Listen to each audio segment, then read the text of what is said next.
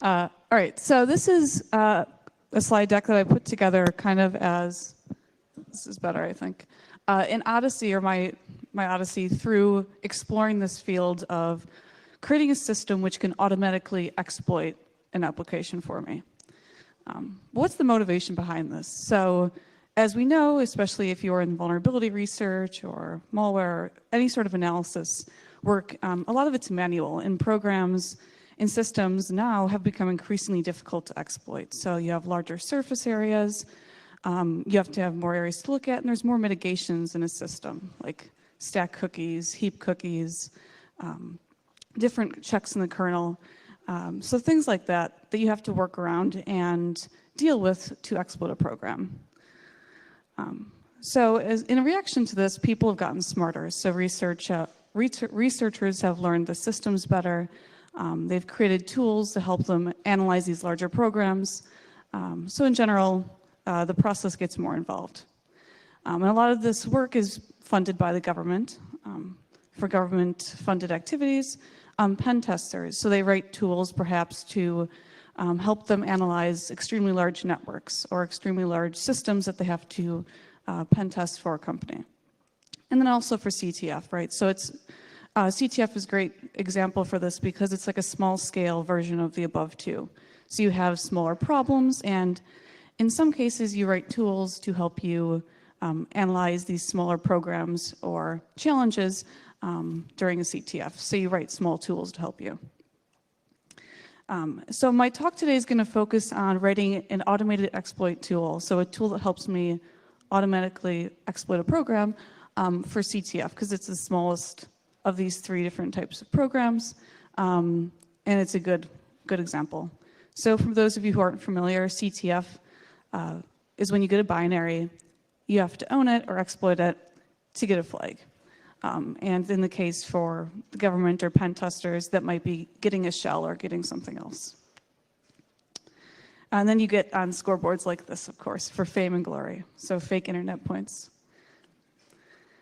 So in the past, how do we do this? All researchers out there, they use static analysis, hex editors, digging through the assembly or disassembly in IDA, and also dynamic analysis. So you use tools like to the terminal, and you're running it, and you're observing the environment. Maybe memory dumps in the VM, replaying it, manual analysis in conjunction with live debugging. But you're still sitting there at a computer using these different tools to dynamically analyze a program, but it's still manual. So a lot of that is still thought-intensive, time-intensive, and also maybe CPU intensive if you're fuzzing a program looking for crashes or something like that. So an example of this is something I found myself doing more than I care to admit. But you're stepping through a program in GDB looking for maybe a crash or an if branch in a crack me or an obfuscated piece of malware. And suddenly this is you, and it's 4 in the morning, and you're still at your terminal stepping through GDB. And you're wondering why on earth you chose this field. But we're smarter than that. We have had Stack Overflow since the 90s, and so we should not have to be doing this ever again, or doing this manually. We should be able to automate this exploit process so we don't have to be that guy at his terminal at 4 in the morning. All right, so this is just an agenda of my talk today. So first of all, some background into automated exploitation. It's been getting a lot of press recently with the Cyber Grand Challenge in the US, which is some research funded by DARPA to create a system which automatically exploits programs as well as automatically generates patches for these programs. And part of the research behind automated exploitation has kind of narrowed down two elements to automated exploitation. So 2 different steps that you have to do to automatically exploit a program. The first is to define the bug that you're looking for in terms of primitives. So for instance, the simplest example is, let's say, a Stack Overflow, memory corruption. You have to define this sort of bug in terms of read and write primitives. And that way you can encode these primitives into your tool, which will then automatically look for them in the program. Now, there's a lot of interesting work being done on this. Sean Heelan has done, some of the first research papers in the past few years in this field have come from him. He's based in England, but he does a lot of program analysis work as well. David Brumley and his team at Carnegie Mellon, and they do a lot of work for CGC actually, so CGC funded. And they will be potentially playing in DEF CON this year as a team, or their automated bot will be playing as a team at DEF CON this year. All right. So like I said, we're breaking up automated exploitation into two parts. So you have to, first of all, narrow down the vulnerability you're looking for. So define its primitives, define the vulnerability that you want your program to search for. Then you have to figure out how can I get to that vulnerable piece of code in the program? What sort of inputs required to get me there? What's the state of the system? What's the state of memory that will get me to that piece of code? So for instance, a simple example is a crack me where if you enter a certain password, that password will be in memory at a certain location as user input. And when that input is correct, you'll get to the vulnerable piece of code maybe. The second half of the puzzle is to profit from the vulnerability. So once you get there, how can I create a tool that will automatically give me a payload? So using the gadgets in the system or in the program itself, how can I use this crash that I find dynamically to then also get me a shell dynamically, or whatever else you might want to do. So like I said, both areas, there's work being done on them. And today I'm going to focus on the first problem. So discovery as well as exploiting it, or I show that, but I don't talk in as much depth about that. So just to clarify what I'm talking about for the first part of automated exploitation, so discovery of the vulnerability. This is a simple CFG, like you might see in IDA or something. And this vulnerable piece of code is the red box, and that box is unknown to us. And so in the common example, like fuzzing, for instance, you generate input which gets you down all possible paths. So you touch all possible basic blocks in the program that can execute. And so here you have 3, and then you'd have to generate more, and it gets exponentially more time-consuming or costly. But obviously, this branch of the CFG is the one we want to actually have executed. So that's our target branch. And we want to be able to automatically return this green line, or that target branch in the CFG. So for the second part of automated exploitation for profiting from a vulnerability, so automatically generating shell code or payload or something like that, there's also work being done on that. And this is just an example project of that. It's the LLVM ROP Gadget project. And that simply is an LLVM pass which takes in a program and gives you a ROP chain that you can use using the gadgets from the program. And that's something that I found interesting you might want to check out. All right, so for this talk, I was like, all right, if I make a tool, we need a target for this tool. What should I automatically try and exploit? So at the beginning of this talk, I mentioned that CTF is the smaller, kind of easier to understand version of things like Windows 8, right? I'm not going to write a tool that gives me Windows 8 bugs. I wouldn't be sharing that, I'm sorry. Or Jeeps are also very common. Now I think Talk Next is about cars. But I chose to do a war game or a CTF challenge. So I don't know if anyone's heard of pwnable.kr. It's a great site run by the Koreans, and there's a bunch of really great pwnables challenges there. So they have some Android ones, some Windows ones, and some interesting ones like this, which is an automated exploitation challenge. And I'm like, wow, this is perfect. Like, I can make a tool that will solve this for me. So the premise of the challenge is that you connect to a server, and you have 10 seconds to pwn, so get a shell, on a randomly generated binary that they serve down to you in hex, which is awesome. So just to clarify, we have a random binary, And we have some things that we can assume about it. So we know that we can give it input, and we know that it does some operations on it, but those operations change each time. So just like maybe a real program, we want our tool to be able to handle all types of operations. So we want our tool to just take in a program and solve it for us. And we don't want to have to look into it at all. We don't have to open up the program in IDA or do any sort of dynamic analysis of the program because we only have 10 seconds. So our tool has to automatically do everything for us.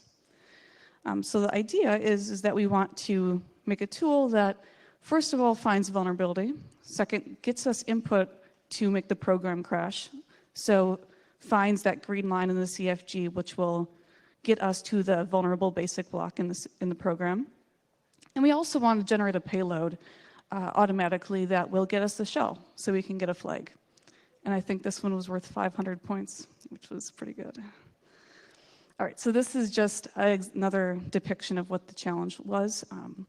We know our input goes here, and all those operations are like a black box to us. We don't know what they are. We don't have time to look at them. We have to write a tool that solves this, gets us down this green path, and exploits this memory corruption bug, is what it turned out to be. But we obviously have to automatically infer that. So how can we do this? It sounds like kind of magic, right? Like in 10 seconds, that's not a lot of time. How can we do this? So this is when program analysis comes in. And we want to be able to take this binary and analyze it. All right, so first of all, what is program analysis? This is, unlike automated exploitation, less talked about. It's more of a research topic. It's kind of boring, because it is a little boring initially. But if anyone's done any compiler theory or compiler backends here, this is basically what program analysis started out as.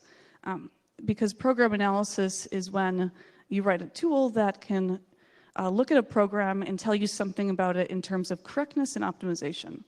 And optimization obviously is very applicable to compilers, but correctness will tell us, are all the possible paths that we can traverse in a program the expected paths?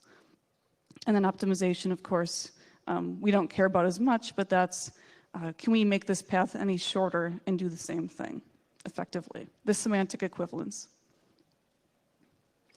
All right, so how does this help us with automated exploitation?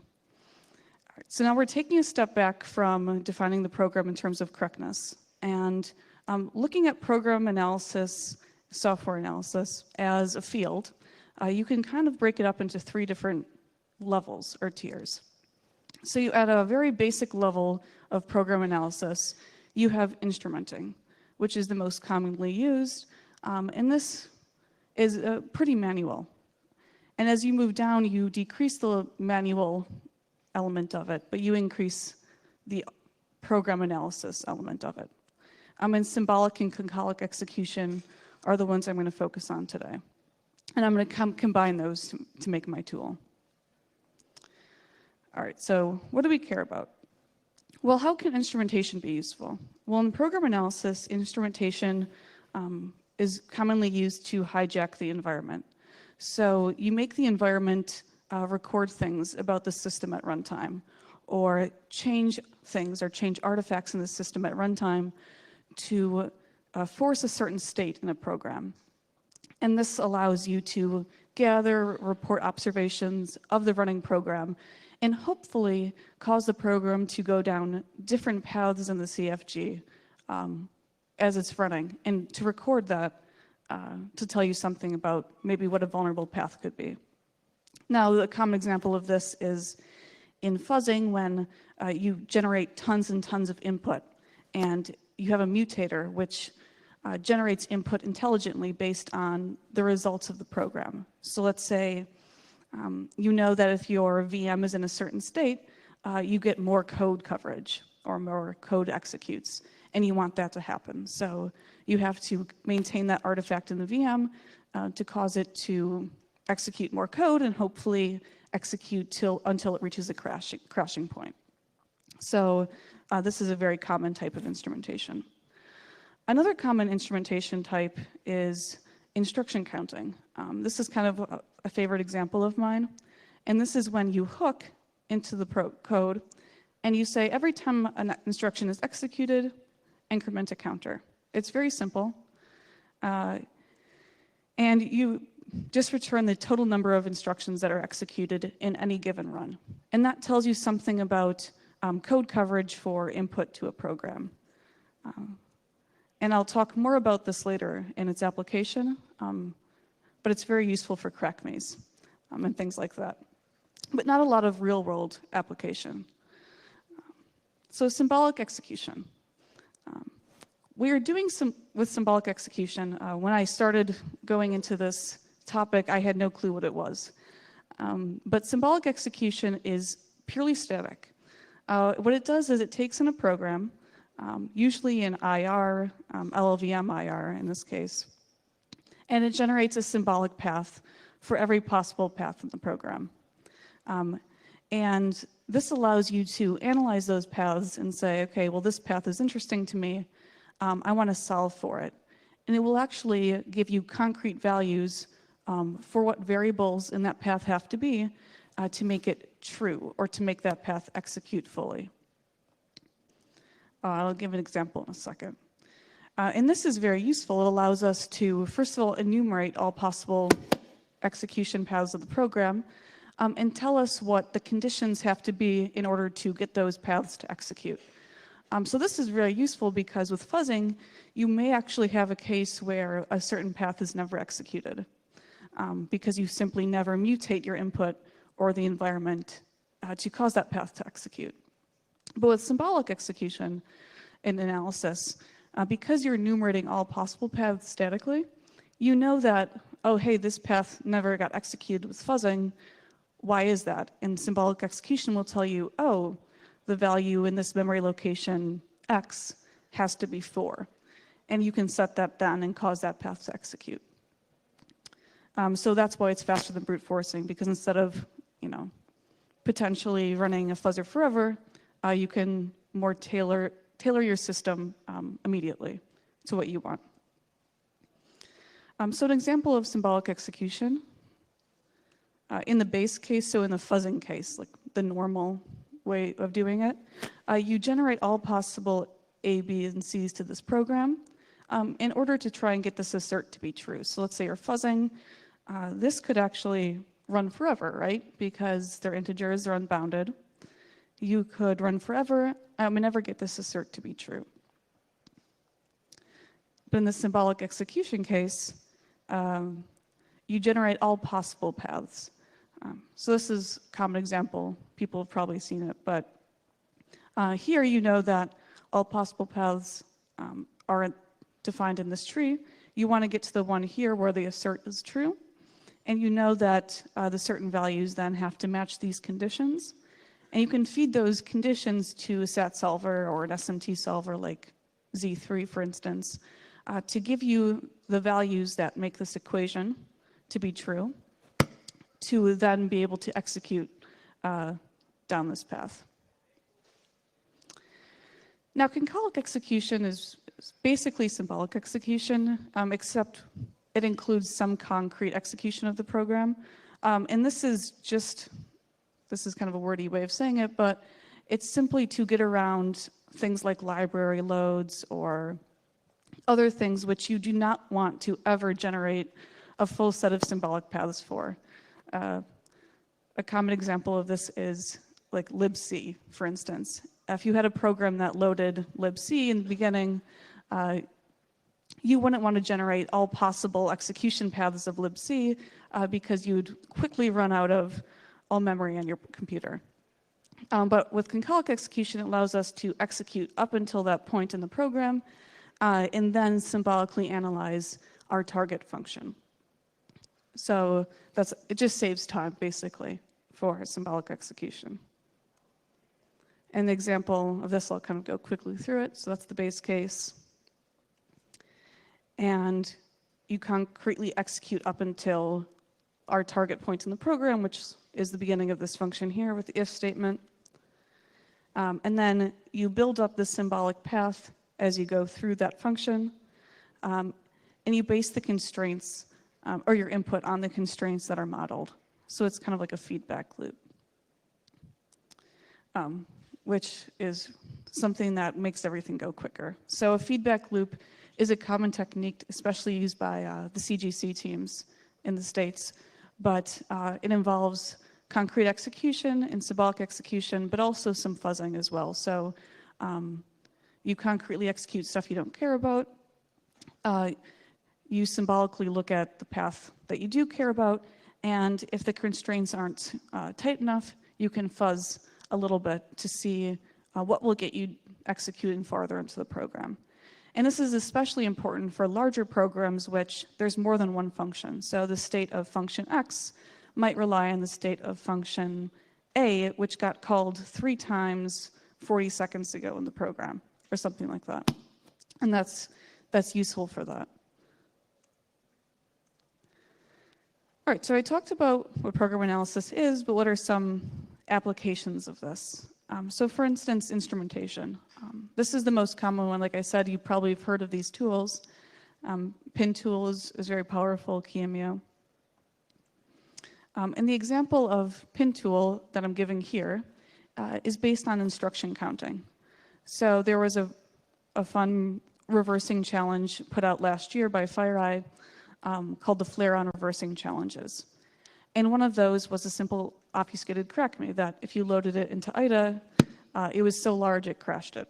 So the simple way is to use pin tool or some instruction counter, which allows us to basically count to see if our fuzzed input is getting us down more code or not.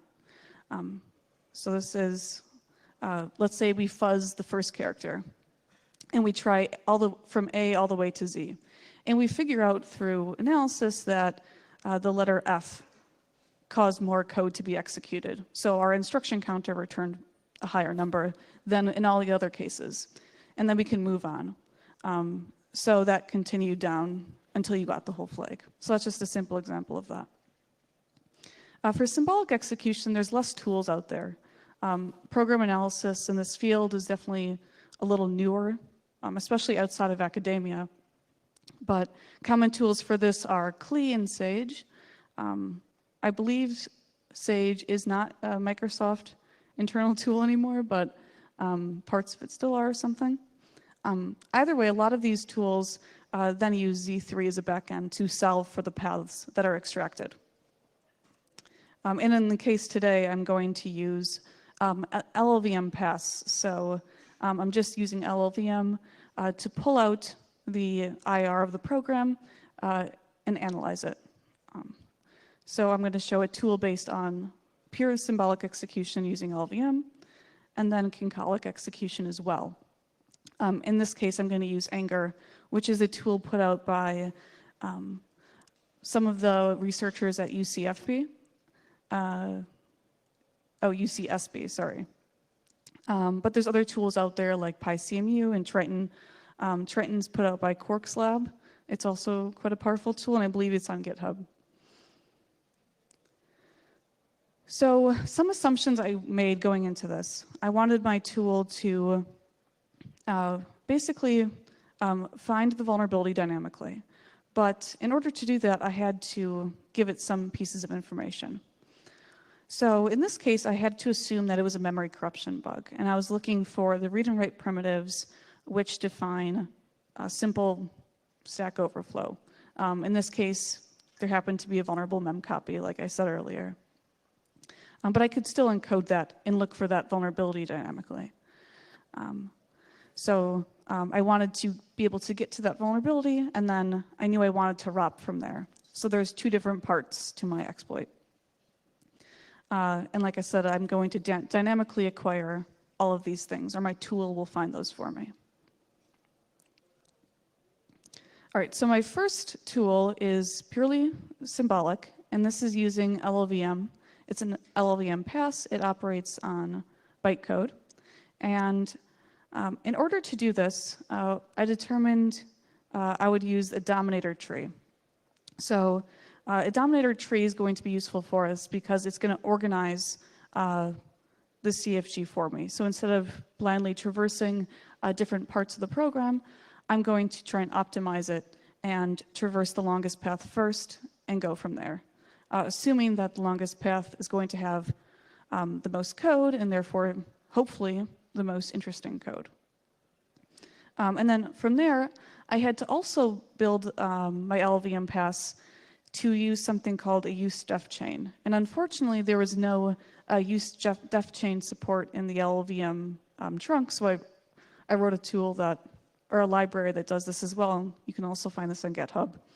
And this is useful because it traces variables and their definitions through the program across different paths in the dominator tree.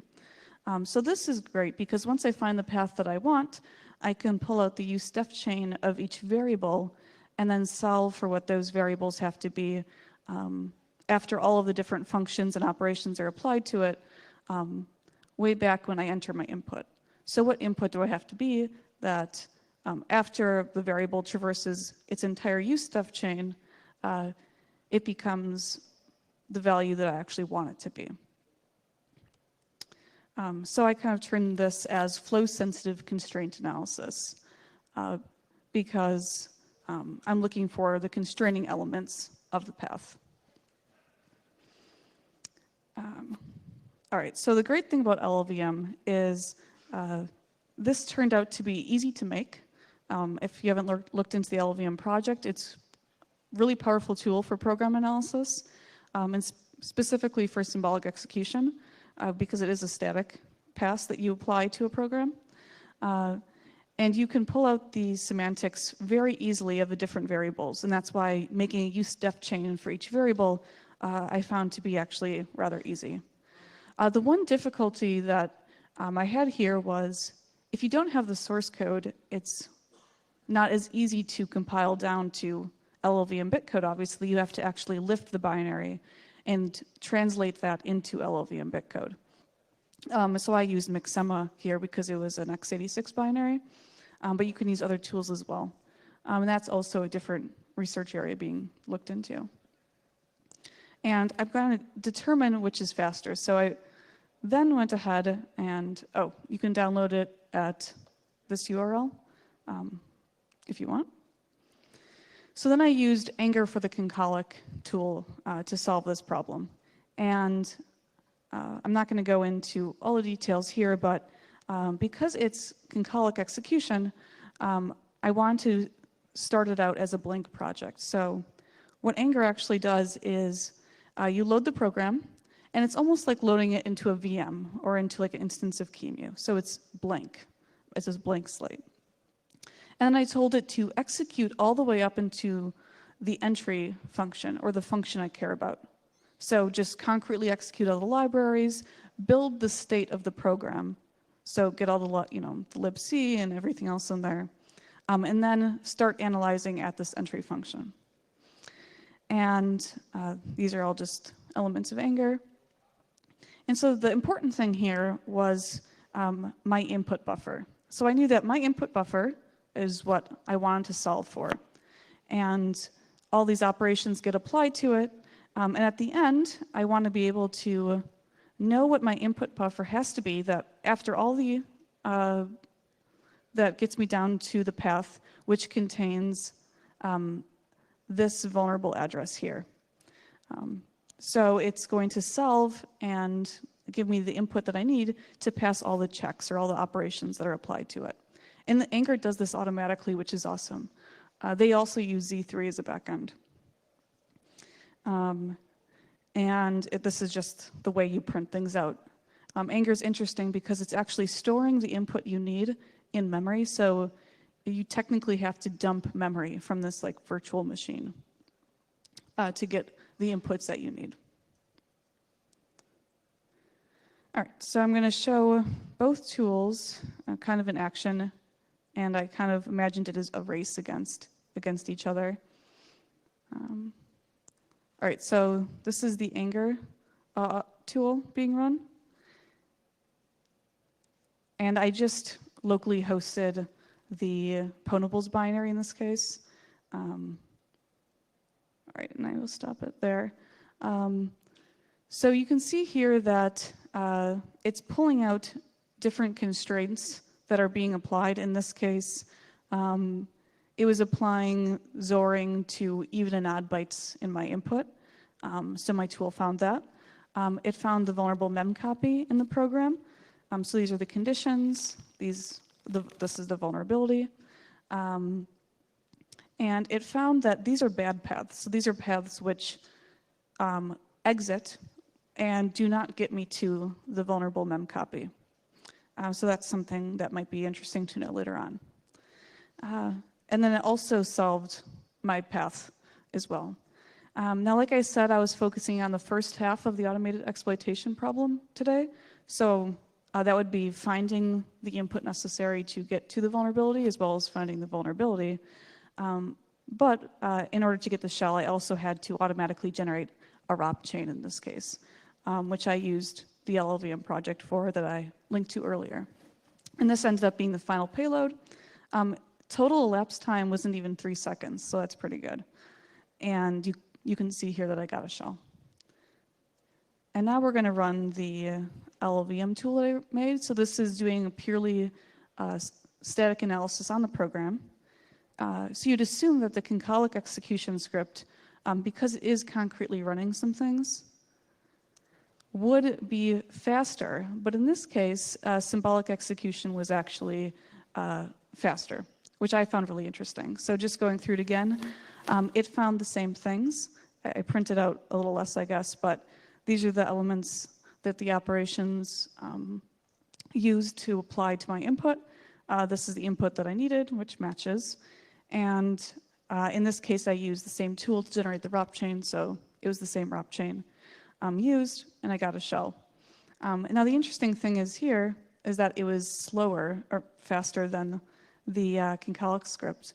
And I believe this is because of my dominator tree method of writing the script. Because I was using the dominator tree to traverse all possible paths in the program, it found the vulnerability faster, and that actually is the most time-consuming part, which makes sense because discovery is always the hardest part, even automated discovery, I guess. So this is the shell. Thanks.